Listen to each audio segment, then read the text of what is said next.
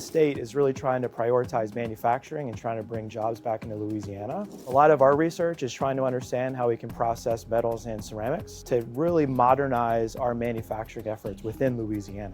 In our lab, we are actually working on the interfaces where two grain crystal meet, like in mortar line, where two bricks connect in a wall.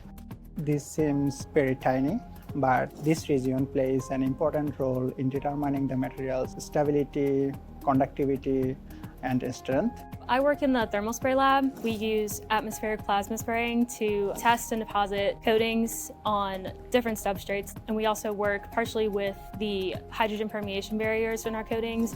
This knowledge will help us to enhance materials performance, making material safer, more efficient, and longer lasting for Louisiana's energy and manufacturing sector, which will help us to fill up the gap between the industrial necessary questions and also about the academic fundamental research.